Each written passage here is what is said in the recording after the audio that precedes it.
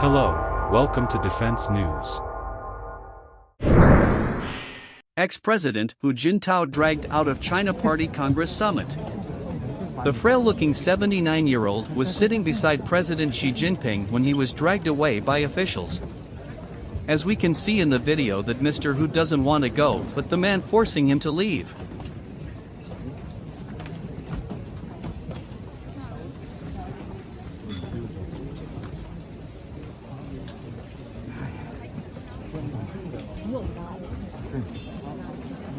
BBC reported that there has been no official statement by the Chinese government concerning the incident, but state news agency Xinhua said Mr. Hu had not been feeling well. The footage of Mr. Hu being asked to leave the stage is drawing global attention as people try to work out what happened. China's armed forces recruiting dozens of British ex-military pilots. China has recruited dozens of former British military pilots to teach the Chinese armed forces how to defeat Western warplanes and helicopters in a threat to UK interests, officials have revealed. One official said some 30 mainly ex-fast jet but also some helicopter pilots lured by annual salaries of around £240,000 are currently in China training pilots for the People's Liberation Army, in what a defense analyst described as a stunning breach of security.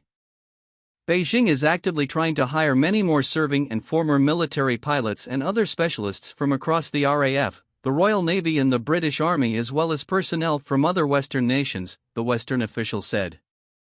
The situation is so grave, the Ministry of Defence's Defense Intelligence Service on Tuesday issued a threat alert to warn serving and former military personnel against such approaches.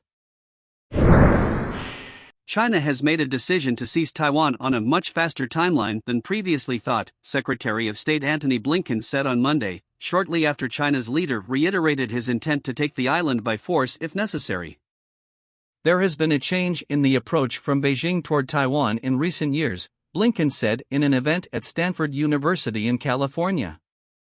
Blinken says China wants to seize Taiwan on a much faster timeline. The status quo is no longer acceptable, and Beijing is determined to pursue reunification on a much faster timeline. I've been warning about this for a few months. According to Reuters, U.S. considering joint weapons production with Taiwan.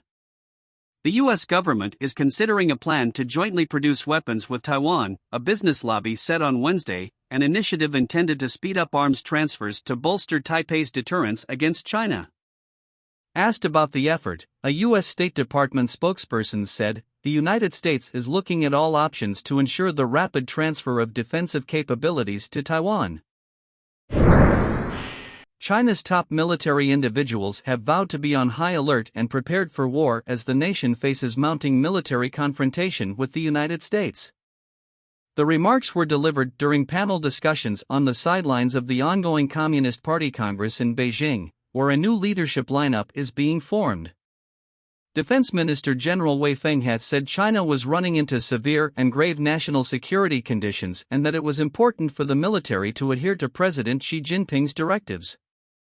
The military must implement Xi's thought on strengthening the military and improving its ability to win, Wei was quoted as saying by state-run Xinhua on Wednesday.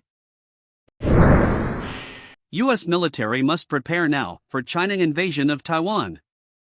The U.S. military must be ready to respond to a potential invasion of Taiwan as soon as this year, a senior admiral said Wednesday, signaling heightened alarm over Beijing's intentions towards the island.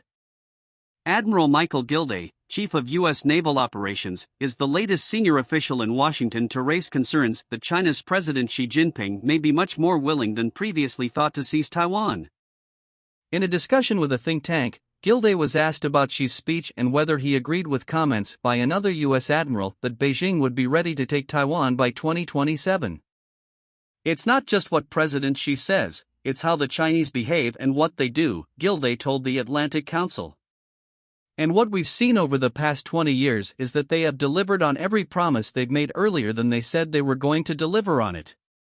So when we talk about the 2027 window, in my mind, that has to be a 2022 window or potentially a 2023 window, he added. I can't rule that out. I don't mean at all to be alarmist by saying that. It's just that we can't wish that away. What are your views? Let us know and smash the subscribe button so you don't miss China-Taiwan update.